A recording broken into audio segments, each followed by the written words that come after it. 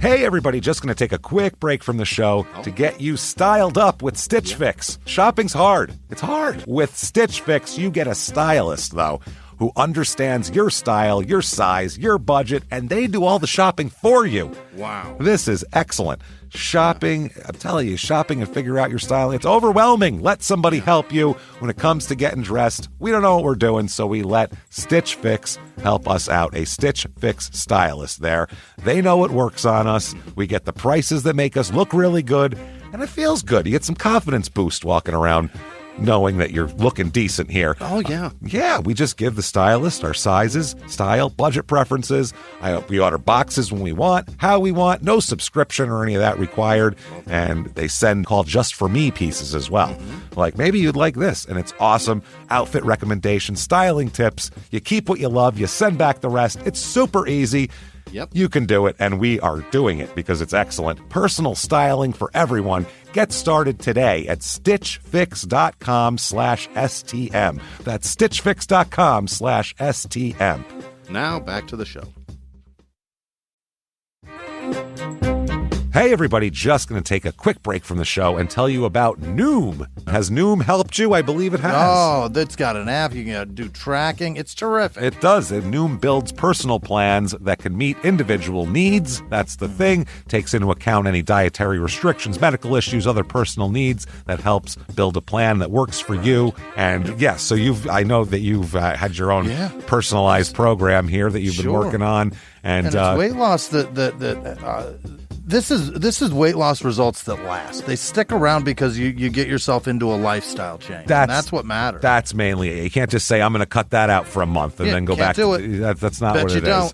So I'm glad it's helping you. That's great. And it really does. I like the psychology and biology-based approach here. Yeah. Noom Weight uses psychology. That's why they say losing weight starts with your brain, but it also takes into account your unique biological factors, Jimmy. All of your multitude flora and fauna that goes on inside of you there. Sure. Yeah. Stay focused on what's important to you with Noom's psychology and biology-based approach. Sign up for your trial today at Noom.com, Noom.com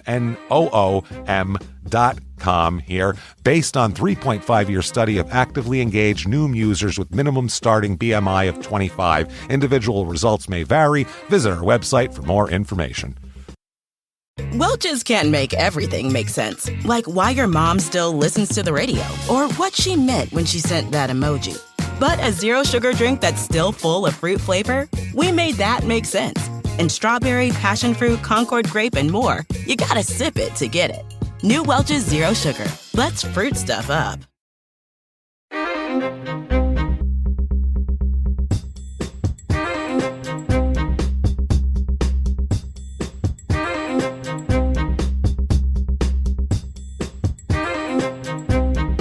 Hello, and welcome back to Small Town Murder Express. Yeah, and choo-choo. That's right. All aboard the murder train, everybody. Yes. Yay, indeed, Jimmy. Yay, indeed. My name is James Pietragallo. I'm here with my co-host. I'm Jimmie Whisman. Thank you, folks, so much for joining us on another crazy edition of 10 pounds of lightning in a 3-pound bag. And this is a wild case this week. I don't even know what to say about it. I'm disappointed with all parties involved in this week. It's one of those. I'm just as disappointed as I am disgusted. Sometimes you're just disappointed with humanity. This is one of those cases. Quickly, before we get to that, thanks for everything. Head to shutupandgivememurder.com to get your tickets for live shows. Get your tickets. Oh, my goodness. You want to get your tickets to San Francisco. Yeah. Oh, what is it? September 12th? 12th, yeah. September August the 12th. There is, or August 12th. August Jesus, the 12th. James. We're there 2 shows in one night. The shows will be different shows. So if you want to go to both shows, you'll see 2 different shows. So do that. There you go. Next night, we're in Sacramento. That show is sold out, the Small Town Murder Show, but the Crime and Sports Show right afterwards still has some tickets. Get your tickets to, if you're a Small Town Murder listener, trust us. We're comedians. We're putting on a comedy show. You're going to like it. So check that out. Shutupandgivememurder.com. Patreon.com/crime and sports is where you get the bonus stuff. Right. Oh, do we have such good bonus stuff this week? yeah. And you're going to get, we've been asked a lot, do you get the back catalog? Of course you get the back catalog. There's over 100 episodes there, tons of Patreon episodes. This week you're going to get, we're going to talk about, we talked about Chris Benoit on Crime and Sports. Yeah. We're going to talk about Chris Benoit conspiracy theories. Oh, boy. That surround it and how ridiculous they are, and we'll debunk a bunch of them because people are still posting them and they're asinine. So we'll debunk all of that, and we'll talk about, there's some crazy ones, especially this particular wrestler has a wild one about Vince McMahon that you need to hear. It's crazy. And then for Small Town Murder, we're going to talk about one of the most disgusting people ever, Russell Williams, who I call the Canadian BTK killer because he was well on his way to that. He did some horrible, disgusting serial killing, and the way he was cracked and the way they cracked the case is amazing. They sit this man down, high-ranking Air Force official, thinks he's a very upstanding, flat top, and a little interrogator guy sits with him, and in an hour, this guy is just like, I'll show you where the bodies are. Where's a map? It's wild. We'll talk all about the interrogation, how to break this guy. So that's patreon.com/crime and sports. And of course, you're going to get a shout out at the end of the regular show. Yeah. You know that. Jimmie will mispronounce your name terribly while trying his best to get it right. That said, I think it's time to get to the story. Let's do this, Jimmie. Let's sit back. What do you say? We clear the lungs. Everyone out there do the same and shout, Shut up and give me murder. All right, let's do this, Jimmie. Let's rock and roll, James. Let's go on a trip, shall we? All right. We shall. Let's head on down south, way down south. This is way down south. Daleville, Alabama. Daleville. Named after a guy named Dale. Or the chipmunk. Either way, named Dale. Chipmunk? One of them, that was one of them, right? It was Alvin. They were chipmunks, right? Yeah. No, was that Dale? No, it's Chip and Dale. Chip and Dale, right. Those chipmunks. Yeah, I'm thinking of the Alvin and the Chipmunks. Not Chip Theodore and Dale. And Simon, James. It was not Alvin, Theodore, Simon, and Dale. That's what I'm saying. I'm like, there's not a Dale in there. Is he like a cousin that came in later? Like they added to it when it wasn't going well anymore? We need to spice this up. Chip and Dale are chipmunks, right? Yes, I not think squirrels? So. Chip would make sense for being a chipmunk. Chip the chipmunk. So Daleville, Alabama. Okay, all right. This is down southeastern Alabama. All the way down in the real down. I mean, it's down there. That's swampy, right? This is as deep a south as you're going to get right here. Alabama has a coast, right? Yes, Mobile's down there and all that. This is in Dale County, Daleville and Dale County. Population 5,095 here.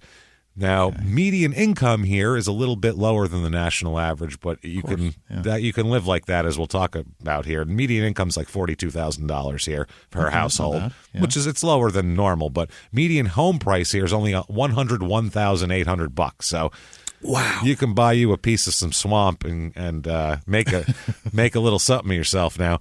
Now, a piece of something. Little bit of history, very very quickly. They had several regiments of Confederate soldiers came from here, obviously. And in 1862, near Cleveland, Tennessee, several of these men were killed in a train derailment. So they didn't even make it. They didn't even make it to get shot at, for Christ's sake. Got on the train for the war and it fell over? It fell over. Didn't quite work out too well. And they didn't quite make it. And we didn't make it through the mountains of Tennessee.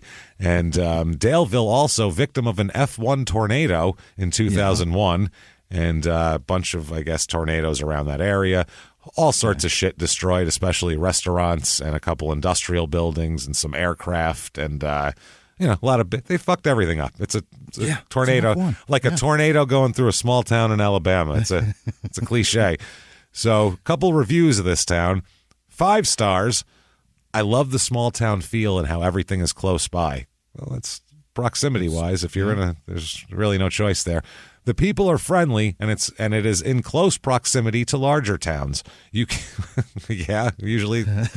Most things are. You can take a day trip to the Florida coast, and the history of the area is vast. It really isn't vast. I gave you most of it. Like that's really what it is. Day trip to what? Florida coast. Just stare at it. Yeah. Ooh, look at that. 4 stars. It is a small city and has great opportunity. Okay, that wasn't me. That's written terribly. It is a small city and is great opportunity. Except for schools. Wow, is this like speak to text or what here? It is located next to Fort Rucker, who brings lots if jobs and business to the area. The schools are great and low numbers of classroom management. The schools are great. Jimmie, haven't you read this? That the teachers don't burn too fast. Okay, they don't want to fast. It's not TOO, it's 2. So they don't burn too fast. So apparently they're not dying to not eat, I guess, is what he's trying to tell us here.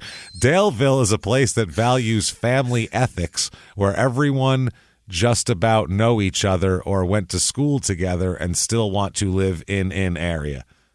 Okay. I don't like this at all. What is happening?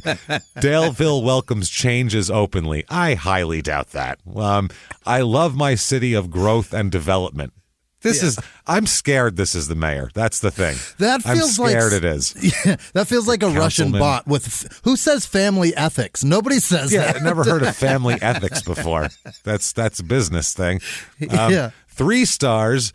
The South has really good food, but the lifestyle is very slow and less motivated. Yeah. Okay. And then my favorite review of all time, 3 stars, apparently from someone who works at a hospital. Quote, we get a lot of gunshot wounds in at the hospital. Okay. That's it? That's it. That's the whole thing. A lot of gunshot wounds in there. Plenty of people getting shot, so there's that. Things to do in this town. Very exciting, as you might imagine. The 3rd annual Scarecrow Festival and Car Show. Yeah. We have a festival around scarecrows now? They said, quote, last year it was a great event with the addition of a car show and trick or treat in the park. This year there will also be a pet costume contest. Oh, fucking kill me. Hosted. So adorable. Yeah, but you don't want to meet the people who have a bunch of dressed up pets. You just don't. If their pets were all in a pen alone, you could look at how cute they are. But with aren't they cute? You want to fucking punch them right in the face. Hosted by Awesome Dog Grooming. Join us for fun, family-friendly time together at Culpeper Park. There will be activities for the kids and adults, food vendors, and arts and crafts. Yay. Okay, so... Wow, that's what there is to do. Lots of gunshot wounds, and you can go look at scarecrows and a car show, which, I'm always up for a car show, I suppose. Yeah. I don't know what the scarecrows have to do with it, but... Have a nice tea with your neighbor who dressed their dog up as a ghost. Oh, God, those poor dogs. None of them like them. They're just... head sticking out of like the middle of a sunflower. You're like, you poor bastard. There's nothing sadder than a sad dog in a costume. No, nothing. And especially the dogs that look sad anyway, like a French bulldog, and they got something, and it just looks like kill me, please. It looks like it's begging for death. And you're like, you poor thing. I don't want to kill you, but I do want to save you. Disappointed pup is not poor a good little pup. Bastard. God damn it. So that said, we know what we're dealing with here. Let us talk about a murder that fits in. Let's do it. Beautifully into this whole scenario. Okay, let's go back to 1986. I have to tell you, there's going to be some. There's no way to avoid slight Stranger Things season 4 spoilers here because it's essentially what it seems like the Duffer brothers knew of this story somehow. They dug it out of a newspaper archive and found it and then sort of mirrored it in a weird way. It's really fucking weird. I'll just say that. You'll know exactly what I mean once we get to it. Nothing supernatural, but the dates and the people line up very wild. Awkwardly and weirdly. So anyway, 1986 we go back to Stranger Things season 4. Yeah. And even we're going to late March, early April, which is when this is all happening in Stranger Things season 4 of 1986. This is so fucking weird. It's so strange, and it gets weirder. First off, we need to talk about a young lady. Her name is Melinda Halford, Hallford. Melinda's 15 years old. Okay, she's growing up in Daleville. She has some stepbrothers and her father, who we'll talk about, and it's a... Her name's Mel. We call her L for short. We call her L. I'm telling you, dude. Well, that's... Give me a second. And chronic nosebleed. Sweetheart, but Give me a second. We can't keep enough Eggo waffles in the house. It's the weirdest thing. I don't know what it is, but the stores are sold out around here. Yeah. So she has a new boyfriend. that she just acquired, that she's been going out with for a few months. Well, let me get to that. His name, Charles Edward Shannon. He's 16. He goes by what, Jimmy? Eddie. Mike. Oh, Eddie. okay. Okay. Why? He goes by Eddie. Now, Eddie is... he's an 80s kid. He rides a dirt bike around the neighborhood. Sure he does. He's fucking Eddie from Stranger Things season 4 almost, except his home life is a little more stable, except not really because it's falling apart. And if you... and he's 16, and Eddie on the show is a senior, so he's like 18. But if you go 2 years forward with where Eddie would be then, it's exactly where he fucking is. So it's crazy. Sitting with an electric guitar, noodling in his bedroom in no time. I'm telling you, Jimmy, this is the weirdest shit. Eddie's 16 years old, okay? Melinda and Eddie. That's a nice little couple. Nice little small-town Alabama couple. She likes him a lot, by the way. Oh, boy. And he is just crazy about her. All he talks about is my little Melinda, my little Mel. So she likes him a lot. Now, Eddie's had a hard past year. His stepmom called it, quote, a hell of a year for the family. In Alabama, that's not good. That's a bet. Well, they just got here from Alaska. We'll talk about this, too. There's... The kid just got here from Alaska. It's a weird thing. Oh, man. His mother, who is his dad's first wife, obviously, his dad's remarried now, his mother died in November of 1985. So his mom's died 5 or 6 months ago. He's a 16-year-old kid. So right away, that's horrible. That's brutal. That's brutal. But it gets worse, Jimmy. You think that's you think that's all there is? What do you think? That's tragedy? This is small town murder. We'll give you tragedy, goddammit. You want tragedy? Tragedy up your ass. Small town murder. Did he have to go crawl into the sky and go fight a monster too? Well, let me get to it. You never know. Shannon, who that's his last name. I just said Eddie. Yeah. His sister here, her name's Martha. She's 20 years old. They just came to live here in Alabama because Martha was seriously ill. Okay. She's very ill. Residents of their last town had raised more than $23,500 in 1985 money. Holy hell. For a heart and lung transplant for Martha. She needs a heart and lung transplant. She's got all sorts of horrible health issues. She's had problems since she was little, I guess.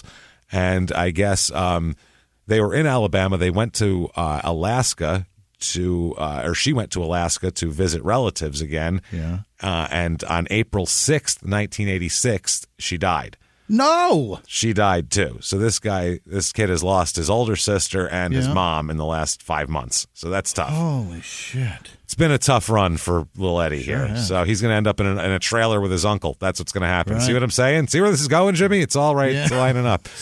Girlfriend snapping her own bones in front of him. You know it's going to happen. Well, not his girlfriend, but he'd like to. I mean, he'd love to. He'd like to. So Melinda's not a cheerleader, though, as we'll talk about. Now, they said that her daughter had been placed on a list to get this operation, but they hadn't raised all the money that they needed to. God damn it. The night that she died, Eddie and his family were at a fundraiser for Martha to try to raise more money, because that's all they did was try to raise money to save her life. And the stepmother says, quote, "We had just come home from a benefit and we had a message to call Alaska. When Eddie heard about his sister's death, he went to pieces. He had just lost his mother 5 months before." Oh, God. So Eddie's having a hard time. He needs some friends and some Dungeons and Dragons and some, that's what he needs. Club, That's what he needs. He needs Hellfire. What did his mom die from? I don't know. Who the fuck knows? No, you don't know. She died from Alabama. It was rough. Yeah. She died. She went outside. She thought it was solid ground. Turned out to be a swamp. A gator took her down. Nothing you can do about it. These things happen. It was shrugged off as just, every day. Maybe she was accidentally shot in a hunting accident. As they said in the review, we get a lot of gunshot wounds around here. Gunshot wounds, yeah. You never know. It's just a bummer, though, man, to lose your mom, and then you're, like, doing your best. You're even going out of your way to create a way for your sister not to die. Well, you as shit don't want your sister to die, too. Right. And the family doesn't want her to die. She's 20. Right. You come home from an event of doing that to try to help save her. And then you get a message, your efforts are in vain. Jesus, God. So lucky for him, he has Melinda, at least. He has a girlfriend, and he likes her a lot. And maybe part of that might be that he's trying to latch on to somebody. Sure. Maybe she seems healthy. I don't think she's going to croak anyway. Young and virile. Let's hang on to this. Let's hang on to her. I see health in her future. The problem, I mean, this seems beautiful, right? At least there's something. This is a nice young love. Maybe it's something good, except there is one person who is not happy about this relationship at all. Why is Melinda's dad such a dick? Well, Philip D. Halford, 39, or Halford, he does not like this relationship at all. And that's her dad? That's her dad, yeah. He is not cool with it, as you suspected. I mean, who else would care, really? Right. It's not going to be his parents. His fucking mom and sister just died. He could pretty much do anything, and they'll be like, no, it's okay. Yeah, you just want to... He could get away with a lot right now. Yeah. He could get away with a lot. Especially if it's something very innocent, like sweet young love and having an adorable girlfriend and just have a companionship. Yeah, but... You're going to encourage that. He could do fireworks in the living room, and they'll be like, he's going through a lot right now. He throws jumping jacks at the dogs, but that's just because he's going through a lot, you know? Yeah. M80s, the dogs know to move. They hear that hissing, and they know to run. So I think it's going to be okay. We just got to let him go through this phase right now. Got to keep my head on a swivel when I make breakfast. It's okay, though. You know what I mean? Sometimes it's fun. I'll be honest with you. Sometimes I'm not real awake, and then bang, hey, I'm up. Who's up now? Didn't need coffee. Sometimes the bottle rockets help scramble the eggs. It's fun. It's fun when he's got the bottle rockets. Sometimes he gets it goes right down the hallway from his room and it comes out in the living room. We're just out here watching Jeopardy, and then bang, and right in front of Alex Trebek's face, it just explodes. And I'm like, hey, I'll take fucking fireworks for $300, Alex. So let's talk about Phil here. Old Phil Halford. He's a character. He's not like any kind of upstanding citizen whatsoever. Really? Oh, no. Right now, he's currently facing charges from a raid this month. From a state officials raided his operation he had in Tallapoosa County, which stolen car. He had a chop shop. He was running a chop shop there. And he's going to judge a 16-year-old for caring about a 15-year-old girl. That's not what it is. We'll talk about it. So chop shop here, he's running a goddamn chop shop, which is obviously only the most... You know anyone who runs a chop shop? No. If you hear that guy runs a chop shop, you go, oh, boy, they're probably pretty nefarious. Yeah. To know that many car thieves, where they know to bring it there, and then you're all... And then nobody tells on you? That's the most upstanding of their businesses. Yeah, that's what I mean. They've got other things happening. This is their front. Yeah, this is like their front business to make everybody think they're on the up and up. Yeah. So the Tallapoosa County Sheriff said that Halford is charged with receiving stolen property and operating a theft facility, otherwise known as a chop shop. The investigator said most of the cars at the chop shop were stolen from the Montgomery, Alabama area. He also faces arson charges. See? As if running a chop shop wasn't enough. Fucking arson charges in both Montgomery and Tallapoosa County, meaning more than one fire, or a fire that's burning spread shit down all over the place, or a fire that's spread across several counties, which I think is worse. Probably, I'm going to go with more than one fire. Probably, all too possible. He's facing all these charges, as well as a federal parole violation that he was on parole for. He violated his parole by burning things and having a chop shop. I don't think that's allowed. And so here he is. And now this guy's going to judge other people. Unreal. Okay. Now, a week, let's say April 5th or 6th, 1986, okay? Philip Halford threatens Eddie with death, basically. He says, I will kill you if you ride your motorcycle by my house again. Okay, but... I will kill you if you come by with the dirt bike. I will not have that in my neighborhood. Kill you. Okay. Kill.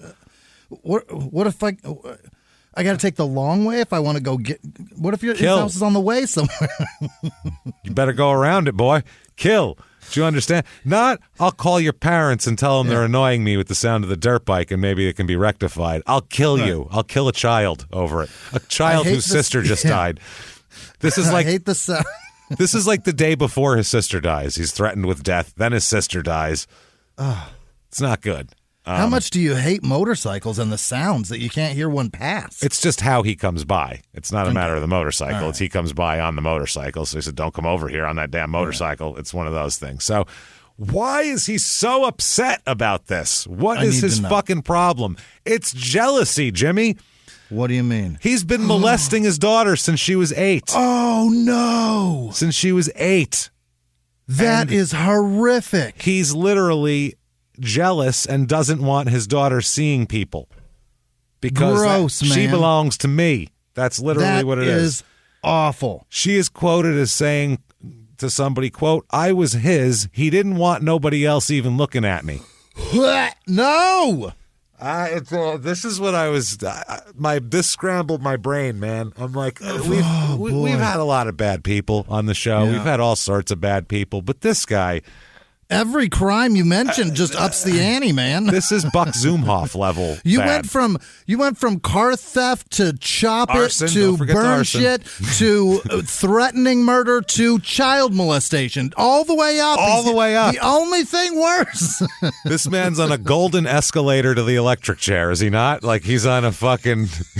Can't you see? I hate him going up through the clouds. This is like, so far we've described maybe the worst person you could imagine. What could be worse? Like, what could be worse? If he was like intentionally selling or handing out fentanyl to 6-year-olds, like what could be no, and then fucking them? That's not worse. The worst part is also molesting the neighbor's kids. Well, I don't put anything past this guy. I don't either. He's got all sorts of kids and stepkids, and it's a fucking mess too. So we don't know. But his daughter's his main prerogative of sexual abuse, which is horrific, obviously. That's this terrible. is terrible. So the night of April 12th, 1986 comes around, okay? Yeah. It's late night. Now, Eddie, what is he doing late night? He's like sitting around drinking like schnapps and like smoking joints. No. He's shining he and his father's shoes for his sister's funeral. That's what he's doing. He's an angel. He's shining shoes. He's not an angel, but at this moment in time, he's doing something very wholesome. Pretty fucking angelic. He's literally sitting around going, I'm going to make this nice and shiny. My sister would have been proud, and I'm going to go see her and put her in the ground. This is sad. This is just a very sad activity. I don't even see the television on. It's just a quiet house. You can't have like Saturday Night Live on in the background with this. John Lovitz. And he's Phil Hartman. Dana Carvey. Nora Dunn. And he's just wiping Kevin Nealon. He's just wiping on fucking Dennis Miller. So that's what's happening. It's terrible when the phone rings at midnight. Now, his parents are sleeping. They sleep through the phone call. Not sure if there's a phone in their room or what, but he gets the call at midnight, and it's from Melinda. Melinda's on a payphone at the moment. Oh, God. Yeah. Now, this makes sense because she's not making phone calls at the house in the middle of the night. And Eddie knows that if she gets caught calling him, then that's bad news because Daddy don't like that. So, anyway, she says, hey, come out and meet me, okay? Mm-hmm. Let's talk and hang out and shit. My dad's gone and I can, sneak out and see you. Right. And meet me by the bridge over here by the river. It's less than a quarter of a mile from Eddie's house. So they can both get there very quickly. This is like the neighborhood we can meet up spot and talk and no one will see us. Bicyclable. It's exactly super easy. He ends up walking it. I mean, it's that easy. He walks it. So about 1 a.m., he shows up about an hour later. This is to finish his shining duties, obviously. He shows up, and he finds Melinda sitting in the driver's seat of her father's truck. Oh. There. So she took the truck and drove there. It is Alabama. I don't think there's a... 15. That's crazy. Yeah, it's Alabama. You just take the truck and go. This is like the middle of nowhere. They don't fucking care. So she's sitting in her father's truck alone, and Eddie approaches her, starts talking to her. Hey, how's it going? Oh, this is good, This maybe takes his mind off of the horrific things that have been going on. Then, out of the darkness, Philip appears. Oh, boy. Here comes fucking Daddy. And he walks up to Eddie. And what ends up happening, what we find out, is this phone call was made from a payphone around midnight with the full knowledge of Philip. As a matter of fact, he made her call him. Oh, God. And tell him to meet there. And that's what it was. Not only is he there, Philip, but also his 15-year-old stepson, Sammy Joe, is also there. Oh, Sammy Joe. So we got Phil, we got Sammy Joe, Melinda, and Eddie, okay? what they did is they drove out there, parked the vehicle, and then the two guys, Sammy Joe and Philip, got out and hid nearby in the shadows. Gross. So this is Melinda said that they, quote, squatted down in front of the car and out of sight. She got in the driver's seat, and then here comes Eddie, comes in, leans in the window to talk to her. Here comes Dad out of the shadows. So Dad here, Philip, he approaches Eddie, turns him around. And right away, he's grabbing him. So there's like a physical struggle immediately. Right. Like Eddie, I think, senses this isn't good. Right. It's the middle of the night, and the man who threatened me with death now has a hold of me. And ain't nobody around to hear me if I'm screaming. So this is not a good... This isn't a good deal. After a quick struggle, out of nowhere, a shot rings out. A .22 caliber pistol that Philip had shoots Eddie through the roof of his mouth. It goes in his mouth. In his mouth. In the roof of his mouth, okay? Doesn't kill him. Now, it's a .22, so if it can get lodged in something like that. There's a lot of cartilage tissue and between tissue there and and the brain. things. Yeah. If this was a .45, he would have been fucking... it's over, his brains are in the river, but now... It's not. So just after the shot was fired, Eddie slumped to the ground, and he said, "What did you shoot me for?" This fucking poor kid. I'm just talking to a girl. God. It's not even like I could see if Eddie was 24 years old. We'd have a completely, other than fucking his daughter, we'd have a completely different outlook on this thing. If she was 15 and he was 24, and he said, well, tell him to fucking meet you by the bridge, we'd be like, yeah, get him, go. I don't know about shooting him at that point. No, but we'd be like, fucking ambush him, throw him in the river. Who cares? I don't care. 24 and 15? I don't give a fuck what happens here. Did I mention, by the way, I didn't because I held it on purpose till right now, Melinda's pregnant as well. Stop that. Yeah, she's pregnant. We don't know Yeah. We don't know. Who knows? Oh, boy. Hope it's Eddie's. Let's, we hope so. Best case scenario, and that's still not a good scenario. It's still not great. She's 15, he's 16, and he just got shot in the mouth, so this isn't a good thing. What did you shoot me for? Philip answers, quote, oh my God, and both kids heard this, by the way. Both his stepson, Sammy Joe, and Melinda heard this, quote, for fucking around with somebody else's pussy. What? That's the worst thing I've ever heard a father say. God. Ew. Jesus Christ. How could you, sir? I want to gargle Palmolive dish soap right now. Just the purple one. It's like lilacs. I want to fill my mouth and just go and gargle. Oh, my God. Oh, God. He said that. Don't say it again. I'm not. I can't. I can't hear it again. I just went, I can't even say it. All I can say is, Oh, man. What'd you do that for? Oh, why'd he say that? I wish he wouldn't have said Gross, that. man. He's like out in the open with what he does. Yes, that's what I'm saying. He's not even ashamed, man. No, he said that in front of his stepson. Right. Also, what's his stepson thinking? Yeah, only my daddy can fuck my sister. Like, what the fuck are you talking about? I get that that's an Alabama joke, but this is happening. That's why there's jokes.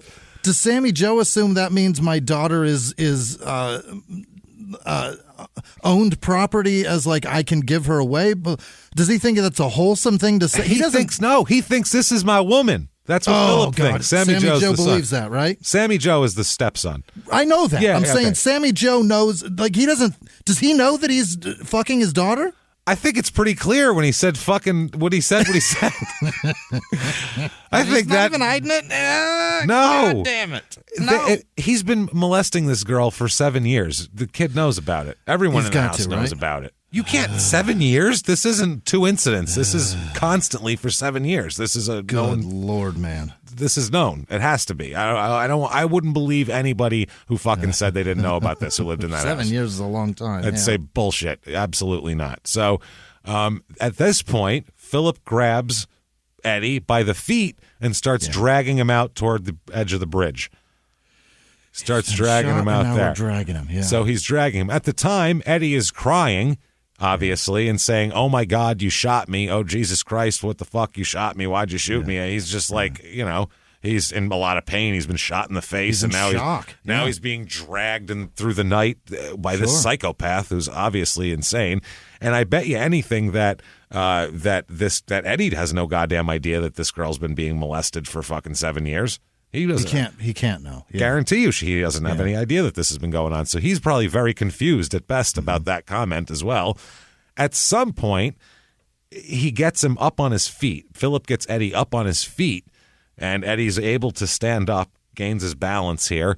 So at this point, Philip grabs him by his hair and drags him on his feet like a wrestler taking him over to the turnbuckle. Yeah. Walks him over to the edge of the bridge here. Okay? Several minutes pass between the two of them where the kids are back at the car. Melinda and Sammy Joe are back at the car. They're out of sight right now. They don't see what's going on. 3-4 minutes go by. And then they hear 2 more shots. And then, shortly after that, here comes Philip back to the car by himself. They all hop back in the truck, and they go home. Yeah. Hey, everybody, just going to take a quick break from the show to tell you about the safest sponsor ever, Simply Safe. Absolutely. These people will keep you safe. It's amazing. You know that every 26 seconds a burglary takes place in the United States, according to the FBI. That means that by the time this podcast is over, dozens and dozens of homes will have been targeted, ransacked. God knows what happens here. So protect your home before it's too late with Simply Safe proactive security system. Simply Safe helps stop threats before they even have a chance to break in. Named Best Home Security System by U.S. News and World Report 5 years in a row. And by us for about the last 8 years as well. If you trust us, believe me, you want Simply Safe. So visit simplysafe.com/small to claim 50% off a new system with professional monitoring plan and your first month free. That's simplysafe.com/small. There's no safe like Simply Safe. Now back to the show. This show, Small Town Murder, is brought to you by BetterHelp. Get yourself some therapy, everybody. Honestly, here. We often hear about, red flags that you should avoid. Hey, that's a lot of a thing. It's become a real phrase now, real cliche. Yeah. But why don't you focus also, you look at like green flags in friends and partners. Look for good things as well. Right. And maybe you're not sure what that looks like, though. Therapy can help you figure that out. What are positive things? What are the green flags? And then you can practice them in your relationship. It's absolutely a fact. And so, honestly, we absolutely are huge advocates for this. It really, really helps. BetterHelp is fully online, making therapy affordable. It's convenient. They serve over 5 million people worldwide. You can access a diverse network of more than 30,000 credentialed therapists, wide ranges of specialties there. Here's the coolest part. You're not getting along with your therapist, you're just not feeling it, you can switch at any time, no extra charge. Wow. The thing is, they want you to get help. That's it. And you can do it with BetterHelp. Discover your relationship green flags with BetterHelp. Visit BetterHelp.com/smalltownmurder today to get 10% off your first month. That's BetterHelp, HELP.com/smalltownmurder. Now back to the show. Okay. Now. I am so uncomfortable. Yeah. How do you think I feel? I'm telling you this. The discomfort is awful. This is terrible. So what he did is shot him twice more and then threw him in the river.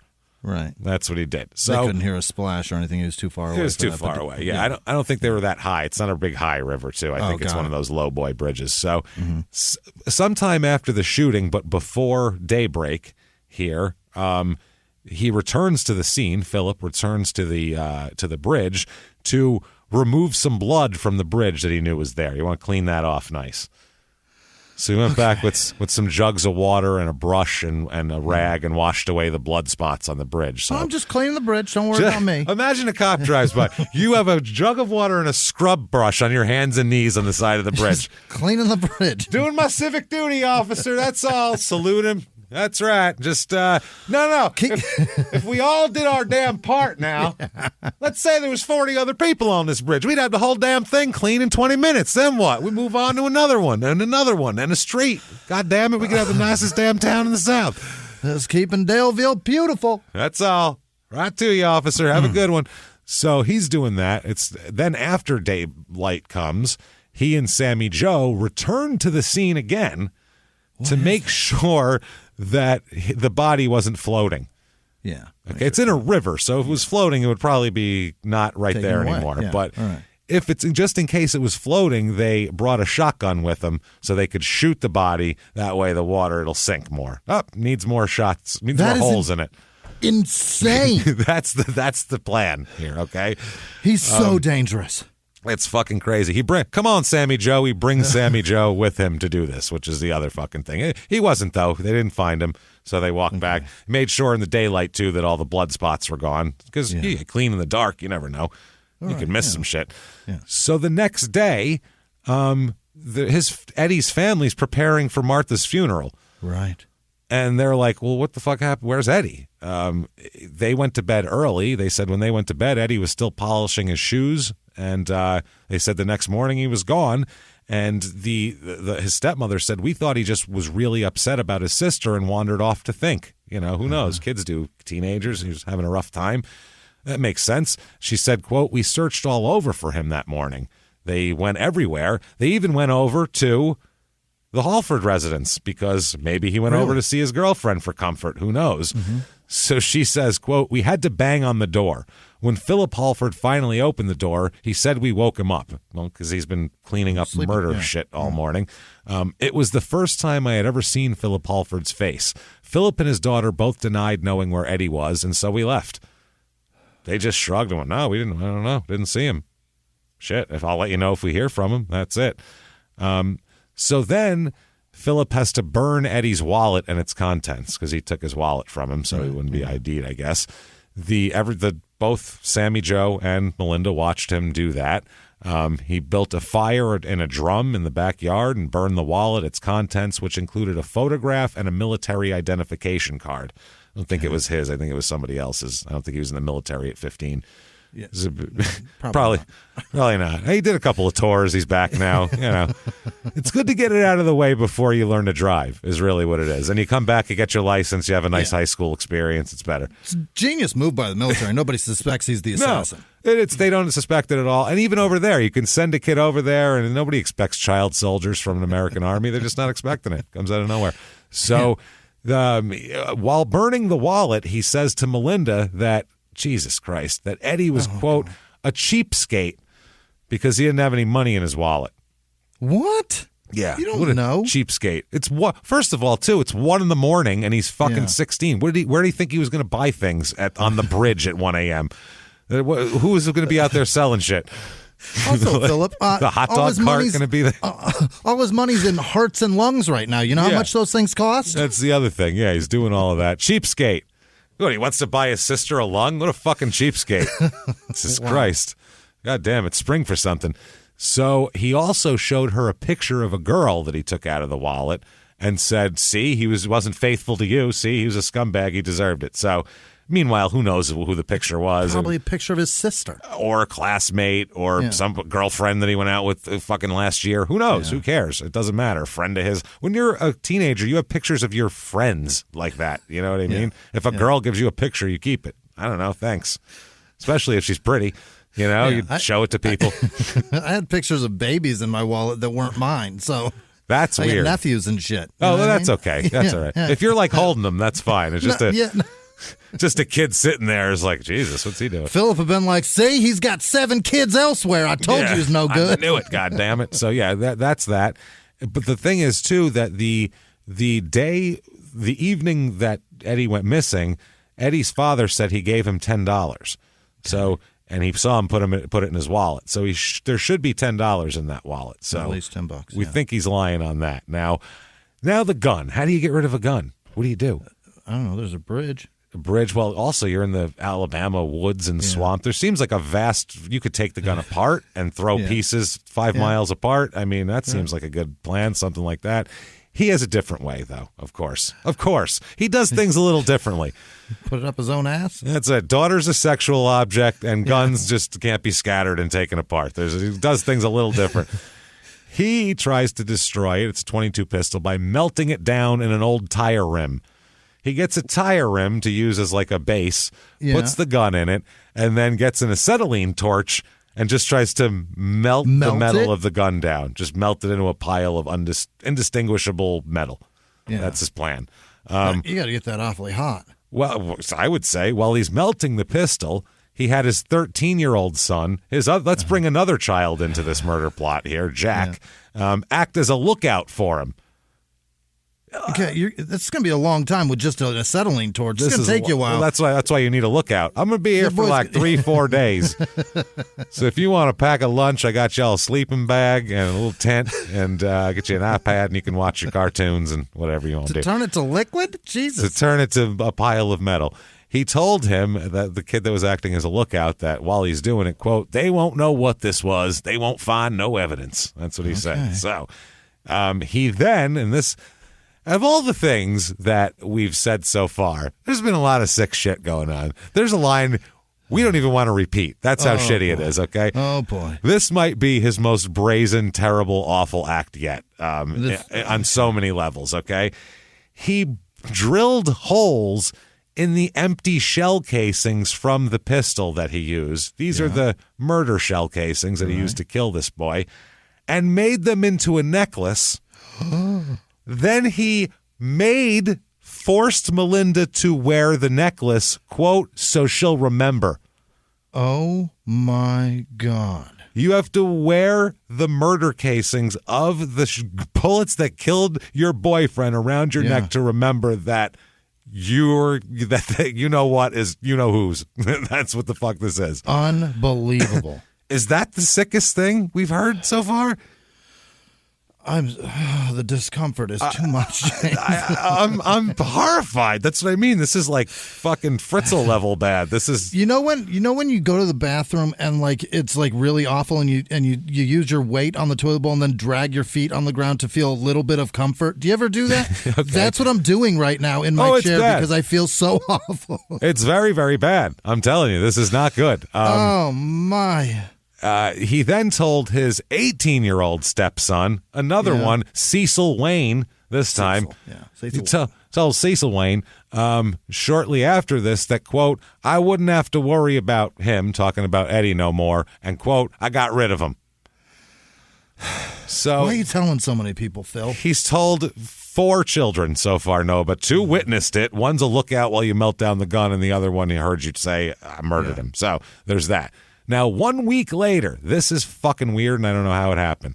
A week later. They haven't found him in a week. No one's found Eddie. They're searching for Eddie. They're looking everywhere for Eddie, much like in Stranger Things. They're searching everywhere for Eddie, the swamps, the backwoods. This is what I mean. It's fucking really weird, right? It's a long walkabout, Eddie. And then a week later, though, he's still not found. His parents, his dad and his stepmom, get his driver's license in the mail. It just comes in the mail. If you drop a driver's license in the mail, the post office will deliver it to the address on the driver's license. That's a thing. So if you ever find a wallet and you drop it in, that's what they do. But this is just the driver's license by itself came. The driver's license was in his wallet, Jimmy. Did he fucking mail that back to them? He had to have. Did he drop it out? And in his backyard next to the acetylene torch? And then who fucking mailed it back? Melinda? Did she do it maybe? Did she feel bad and do it? I don't know. Who mailed this fucking license back? Sammy Joe have a heart? Someone in that family had to have done this, right? Yeah. I mean, so they got the driver's license and they're like, what the fuck? Okay, well, somebody found something, obviously, but there's no story behind it, just a driver's license. And they said they loved it. They got to keep it because that's the most recent picture they have of him. Oh, my God. Yeah, that's what they got. April 26th, 1986, 2 weeks later, there's a couple of people fishing out on the river. Never go hunting or fishing or try to enjoy yourself outdoors at all. Don't. Stay Just don't in do your it. room and shut the lights off. We've told you this multiple times. There's plenty of shit to watch on TV. You can stream anything you want. Stay inside. You're going to find a horribly decomposed teenage child, boy, person. And if this story is, if this show is any experience for you, stay in your room, shut the doors, lock the windows, shut the lights off. Don't talk if you to want to go anyone. fishing, don't worry. Somebody's going to murder you and throw you in a river. You'll go fishing in no time. Or you'll find someone that's just happened to. That's either one. It's going to happen. Your day will be ruined, though. It's not going to be relaxing. You're going to have to talk to detectives at some point during your fucking fishing out. So fucked, man. They finally found him. He's badly decomposed in the water, obviously. Been eaten by things and everything else. So once they find him, immediately the suspicion turns to Philip based on several factors. So what does he do? Try to act innocent, go, I don't know what you mean. I took care of the evidence. No. Takes the fuck off. Yeah. Grabs his daughter and takes off. Oh, gross, man. That poor girl's in so much danger. Yeah, with her bullet necklace and everything. Yeah. So a federal warrant for unlawful flight to avoid prosecution's been issued because he's also up on all those other charges and a federal parole violation. So they have a lot of leeway to have people go after him. And in all, they put out an APB for him, the whole deal, man. A description of his car, the whole deal. About 2 a.m., May 23rd, 1986. So this is a month later. The Pensacola, Florida Police Department found in a month they got to Pensacola. Would they walk? Would they push the car? I was just going to say, you could have fucking skateboarded or done like a tandem bicycle ride to Pensacola. Like a leisurely tandem ride where you take your feet off the pedals once in a while and go, wee, and then stop for lunch at a cafe on the sidewalk and leave the bike parked there. Made it all the way to the other side of the border. That's it. Not far. May 20th. I can't imagine how much money can he have. $10? That's what I'm saying. We got $10. So they find his car parked out there, and the officers knock on the door of the motel room, and Melinda answers the door. Yeah. With the fucking murder weapon shell casings on her neck. Through the open door, the police see. He's such a fucking idiot, this Phil Halford. They see him trying to hide under the bed. His feet are sticking out, and they're like, anybody else here with you, darling? Nope, nobody at all. And his feet are sticking. You just see New Balance shoes sticking out of the back. You're like, what the fuck? He's like Horton with that Horton Here's a Who. He's just hiding under a blanket. You're an elephant, sir. In the middle of the bed. Yeah. with like he's smoking a cigarette. There's smoke pouring out of it. Sir, we see your cigarette. So they see him under there. But there was a delay too, by the way. After they knocked on the door, she didn't come right to the door. It took a while. She gets to the door, but it is also the middle of the night. So right, but a 14-year-old answers the door and says, "No, I'm the only one here." Yeah, just what me. What are you talking about? Get out here. Just me and this pretty substantial murder evidence. That's all. Just me.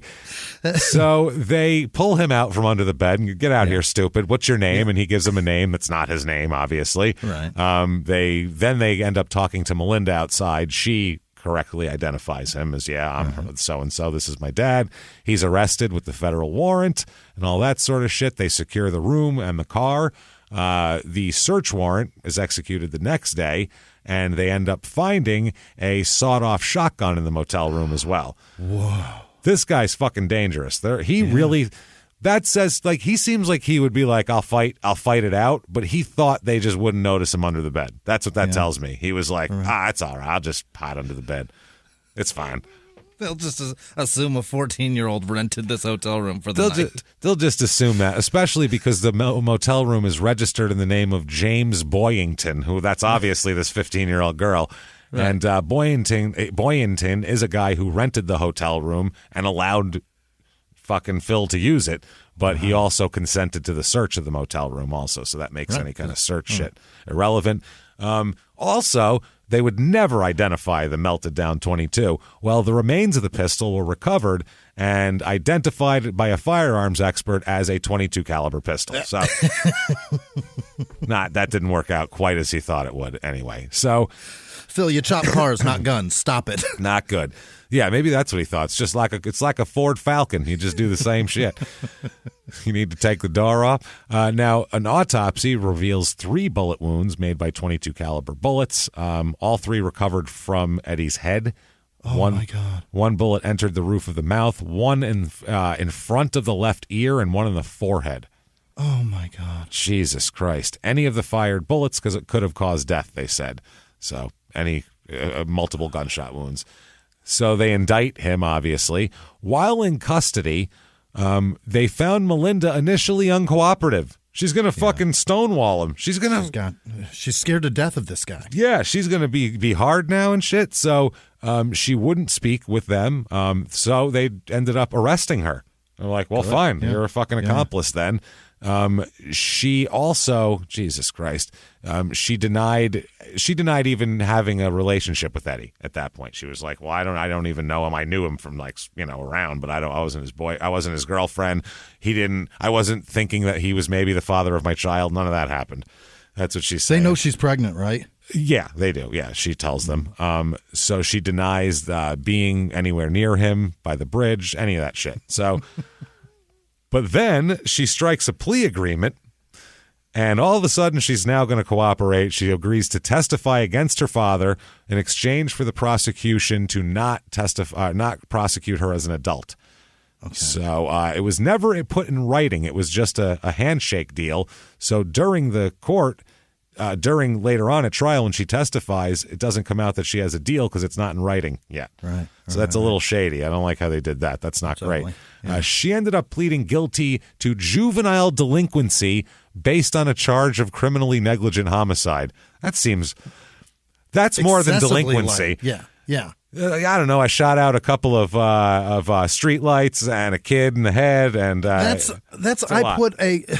put a dry ice bomb in a mailbox level of punishment. That's not okay. No, this is very, very bad. She ended up serving, or her sentence was to serve no more than 6 weeks in a juvenile facility. Wow.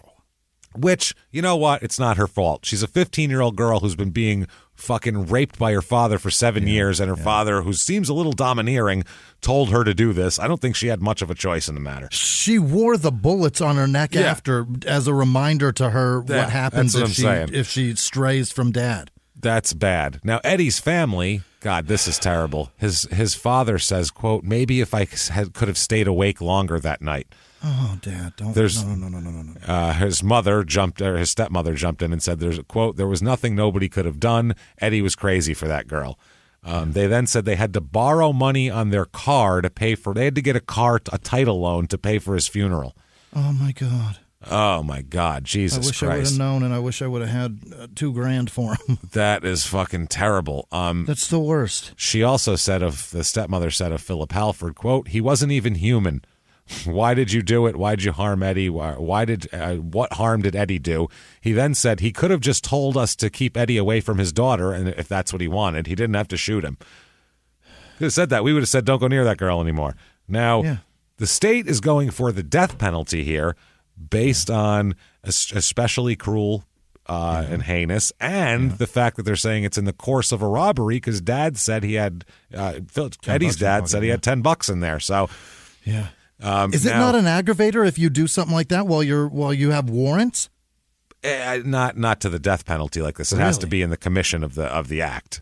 If he was running a chop shop and killed somebody during the commission of running a chop shop, that would be different. Yeah. But this has to be in the commission of the act. It seems like he committed a crime in the commission of evading law enforcement. Yeah, but that's not an aggravator. Everybody, when you're killing someone, you're committing a crime and evading law enforcement. You know what I mean? So that would that wouldn't hold up. This is horrifying, though. This guy should not be anywhere near the street. I don't want him even looking at a street, let alone walking on it. Fuck no. He's a bad person. It's either life without parole or death penalty. That's what he's getting either way. So that's good. Jesus Christ. Melinda is going to testify against him. He testifies. He tries to blame one of his other children. This is amazing. He testified that he disapproved of a lot of things that his children did, such as, quote, smoking dope. And he said he was a strict disciplinarian.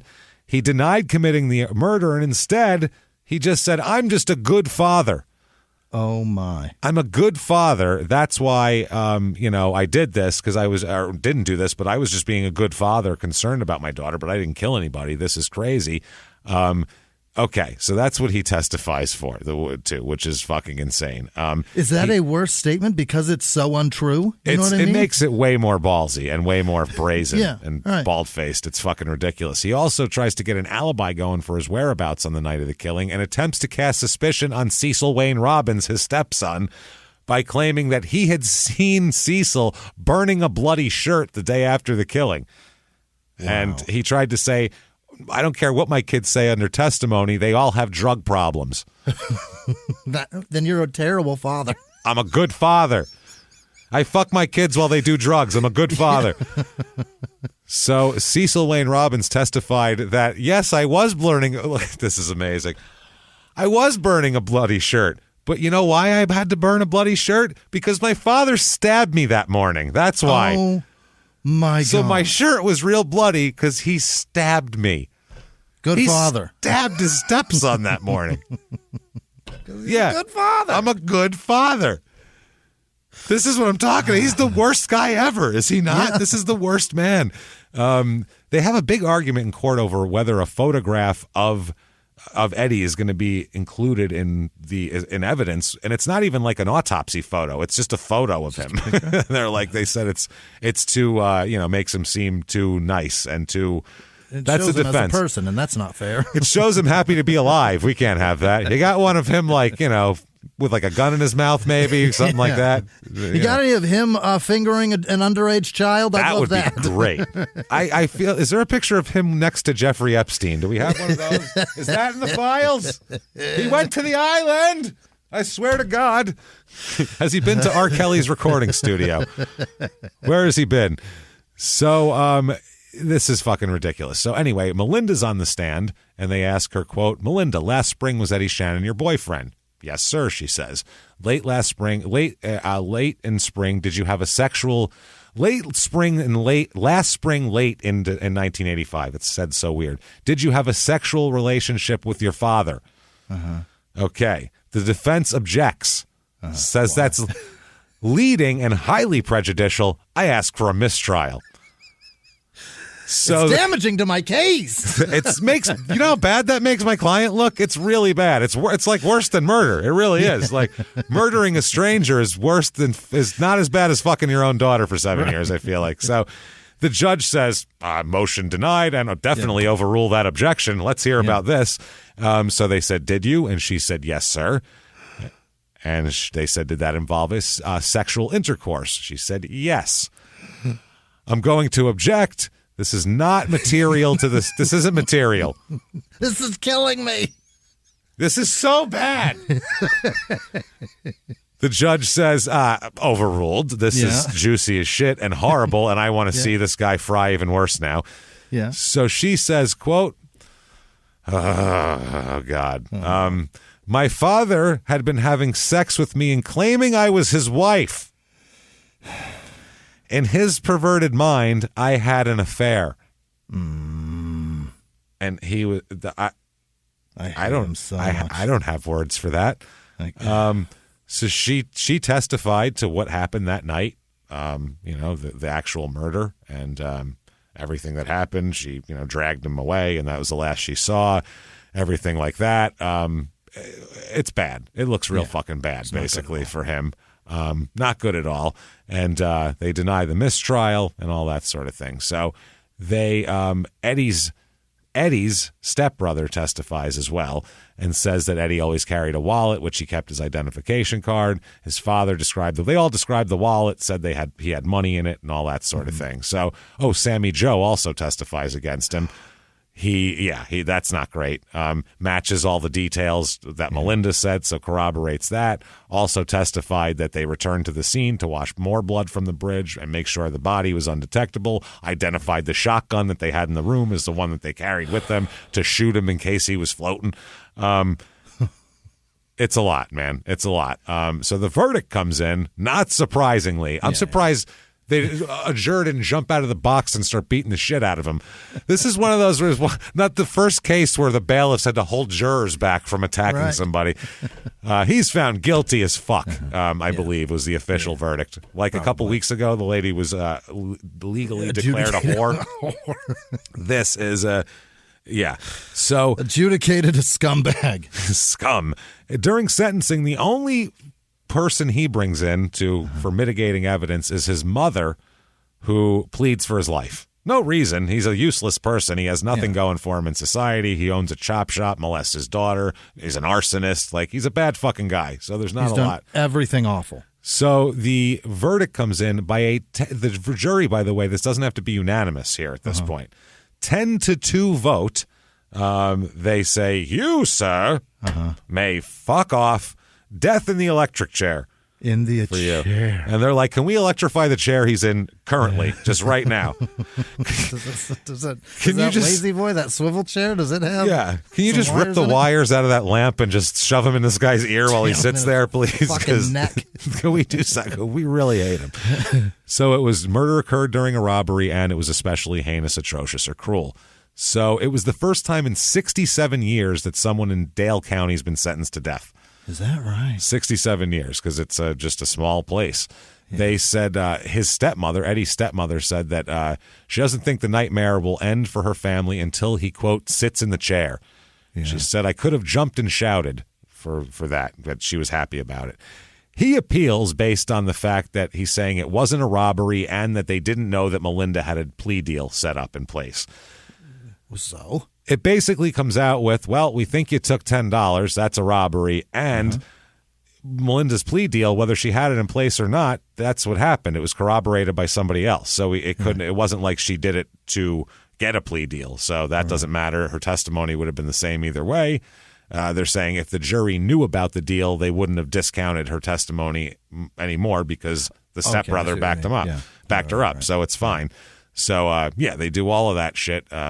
So it's denied. Fuck you. Yeah, okay. Right. And that by 1988, a new trial is ordered for him based on the Melinda thing. But an appeals court strikes that down in 1989. Says, no, kill him. They said, considering the crime committed and the defendant, considering what an asshole this guy is and what he did. That's what they said. Considering the crime committed and the defendant, considering what a huge, flaming, gaping asshole this man is. I've never heard that before. No. I've heard considering the charges and the way the trial proceeded. No. Not, also, that guy sucks. Think about his character. He's a total douchebag. We find that the sentence of death is neither excessive nor disproportionate to the penalty imposed in similar cases. They said appellant bored holes in the empty shell casings from a pistol and then made them into a necklace. He made Melinda wear the necklace so she would remember. He's a piece of shit. So heavy. Yeah. Jesus. And the Shannon family said, Eddie's family, they're like, we don't want to fucking go through another trial. We can't do that again. The father said that he is a recovered, quote, almost alcoholic. I don't know what that means. I've never heard that term before.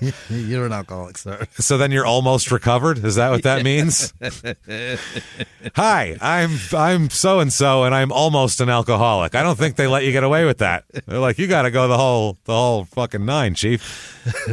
So his friends worried that he would go back to drinking because of the bad year and all that kind of thing. It's been very hard.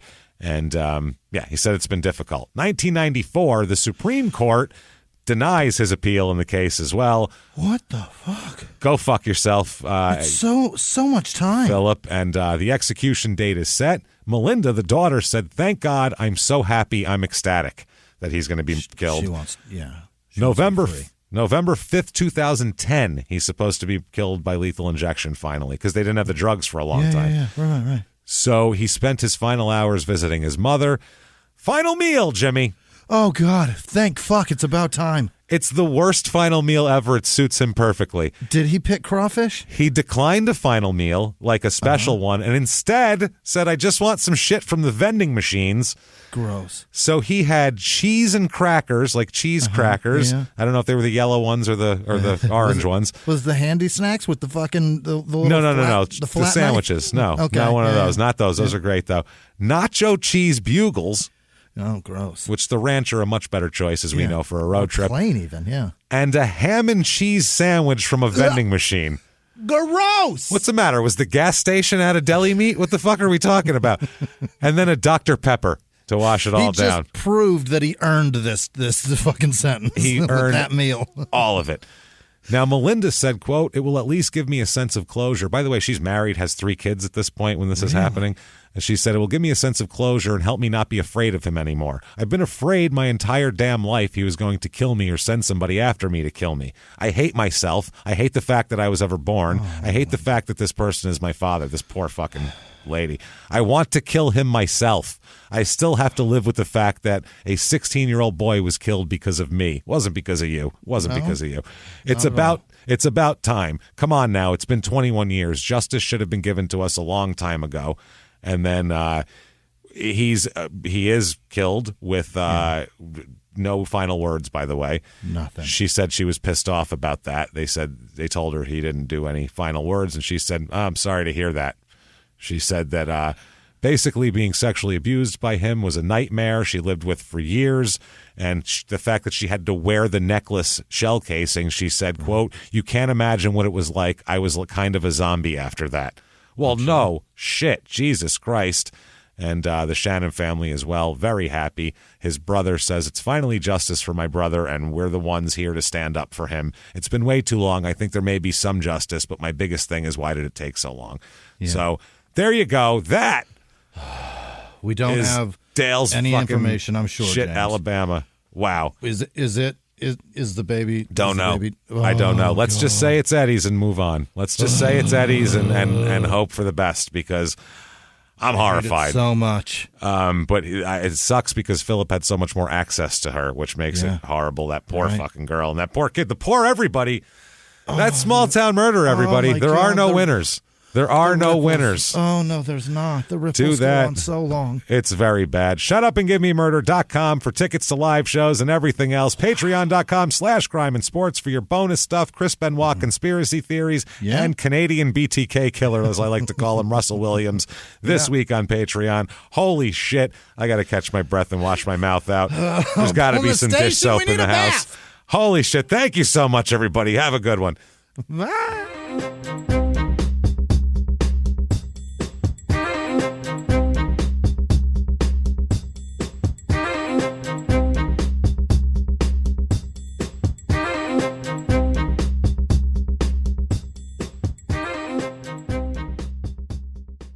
If you like Small Town Murder, you can listen early and ad-free now by joining Wondery Plus in the Wondery app or on Apple Podcasts. Prime members can listen early and ad-free on Amazon Music. Before you go, tell us about yourself by filling out a short survey at Wondery.com/survey. Have you ever gotten a message out of the blue? Maybe you ignore them. Or maybe you end up in conversation. Maybe they tell you about an amazing offer. I can really show you how to make some money. And maybe that gets you into a lot of trouble. But this isn't a story about people like you, the people receiving these messages. This is a story about the people behind the messages, on the other end of the line. Thousands of them, working in a microcity built for scammers. From Wondery, the makers of Dr. Death and Kill List, comes Scam Factory, a new series about survival at the expense of others. Follow Scam Factory on the Wondery app or wherever you get your podcasts. You can listen to Scam Factory early and ad-free right now by joining Wondery Plus in the Wondery app or on Apple Podcasts.